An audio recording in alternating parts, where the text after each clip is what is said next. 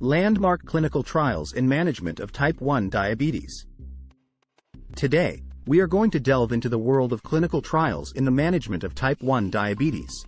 As you all may know, type 1 diabetes is a chronic medical condition in which the body cannot produce insulin, a hormone that regulates blood sugar. It affects millions of people worldwide and can lead to severe complications if not managed properly. Over the years, numerous clinical trials have been conducted to find better ways to manage this condition, from new medications to innovative devices. These trials have helped us understand the disease better and improve the quality of life for those who suffer from it. Let's take a look at 25 of the most groundbreaking clinical trials in the management of type 1 diabetes. Diabetes Control and Complications Trial, DCCT. The DCCT was a landmark trial that ran from 1983 to 1993 and studied the effects of intensive blood glucose control on the risk of developing diabetic complications. It found that tight control of blood sugar reduces the risk of diabetic complications by 50 to 75%. Epidemiology of Diabetes Interventions and Complications, EDIC, trial. The EDIC trial followed up on the DCCT trial participants after the study ended, to determine if the benefits of intensive glucose control persisted over time. It found that tight glucose control continued to reduce the risk of diabetic complications even 20 years after the DCCT trial ended. Diabetes Prevention Trial Type 1, DPT-1. The DPT-1 trial was conducted in the late 1990s and tested whether treatment with oral insulin could prevent the development of type 1 diabetes in high-risk individuals. Unfortunately, the trial found that oral insulin did not prevent the disease from developing. TrialNet. TrialNet is an ongoing study that screens relatives of people with type 1 diabetes for autoantibodies associated with the disease. Participants who test positive for autoantibodies are enrolled in studies aimed at preventing or delaying the onset of the disease. Juvenile Diabetes Research Foundation Continuous Glucose Monitoring, JDRFCGM, trial. This trial evaluated the use of continuous glucose monitoring devices in people with type 1 diabetes.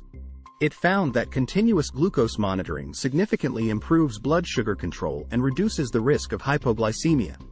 Juvenile Diabetes Research Foundation Artificial Pancreas Project. The Artificial Pancreas Project aims to develop an automated system that mimics the function of the pancreas in people with type 1 diabetes. The project has shown promising results, with early trials demonstrating improved blood sugar control and reduced hypoglycemia. The Look-Ahead Study. The Look-Ahead Study was conducted in overweight and obese adults with type 2 diabetes, but the results have implications for those with type 1 diabetes as well. It found that weight loss and lifestyle changes can improve blood sugar control and reduce the need for medication. Accord Trial. The Accord trial was conducted in people with type 2 diabetes but found that intensive blood sugar control did not reduce the risk of cardiovascular events in those with type 1 diabetes. The Restore Extend Trial. The Restore Extend trial investigated the effects of allogeneic umbilical cord blood transplantation on the preservation of beta cell function in newly diagnosed type 1 diabetes patients. The results showed that transplantation may help preserve beta cell function and reduce the need for insulin. Teplizumab trial. The teplizumab trial evaluated the use of a monoclonal antibody to delay or prevent the onset of type 1 diabetes in high-risk individuals. It found that treatment with the antibody delayed the onset of the disease by an average of 2 years. PROTECT. The PROTECT trial evaluated the use of alfacept, a drug that targets immune cells, to preserve beta cell function in people with newly diagnosed type 1 diabetes. It found that the drug was able to preserve beta cell function in some patients. The ENDIT trial. The ENDIT trial tested whether treatment with nicotinamide, a form of vitamin B3, could prevent the development of type 1 diabetes in high-risk individuals. Unfortunately, the trial did not find any significant benefit to nicotinamide treatment. The TRIGR trial. The TRIGR trial investigated whether avoiding cow's milk and gluten during infancy could prevent the development of type 1 diabetes in high-risk infants. The trial found that there was no significant reduction in the risk of developing the disease with this intervention. The IDA trial. The IDA trial was conducted to compare the effectiveness of insulin lispro versus regular insulin in the treatment of type 1 diabetes. It found that insulin lispro was associated with better blood sugar control and fewer hypoglycemic events. The INNOVATE trial. The INNOVATE trial evaluated the safety and efficacy of the closed-loop insulin delivery system, also known as the artificial pancreas. It found that the system was able to maintain blood sugar control and reduce the risk of hypoglycemia. The ATG-GCSF trial. The ATG-GCSF trial tested whether treatment with a combination of antithymocyte globulin and granulocyte colony stimulating factor could preserve beta cell function in people with newly diagnosed type 1 diabetes.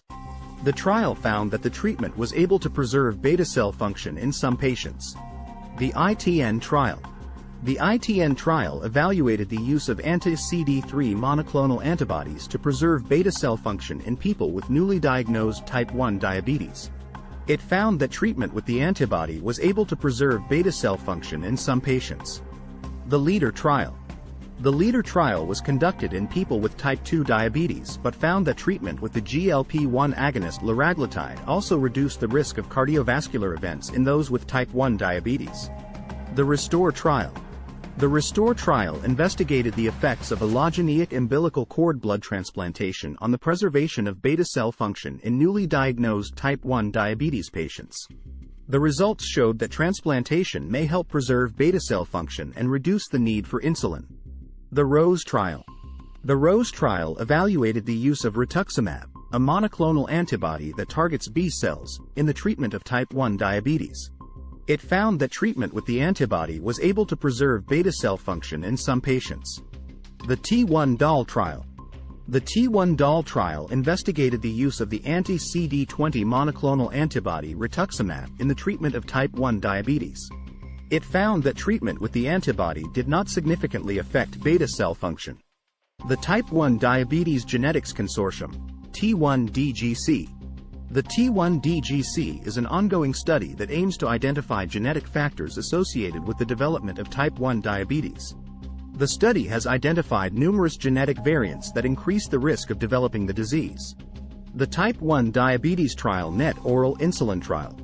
The Type 1 Diabetes Trial NET Oral Insulin Trial investigated the use of oral insulin to prevent the development of type 1 diabetes in high-risk individuals. The trial found that treatment with oral insulin did not significantly reduce the risk of developing the disease. The Type 1 Diabetes Trial NET Anti-CD20 Trial. The Type 1 Diabetes Trial NET Anti-CD20 Trial evaluated the use of the anti-CD20 monoclonal antibody rituximab to preserve beta cell function in people with newly diagnosed type 1 diabetes. The trial found that treatment with the antibody was able to preserve beta cell function in some patients. The DCCT EDIC Study Extension. The DCCT EDIC Study Extension is a long-term follow-up study of the Diabetes Control and Complications Trial, DCCT, which investigated the effects of intensive versus conventional blood sugar control in people with type 1 diabetes. The follow-up study found that the benefits of intensive blood sugar control persisted over time, with a reduced risk of developing diabetes-related complications. In conclusion, these landmark clinical trials have greatly contributed to our understanding of type 1 diabetes and have led to significant advances in the management of the disease.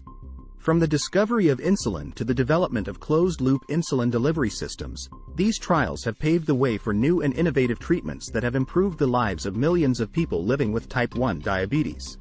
Thanks for watching. Do like and subscribe.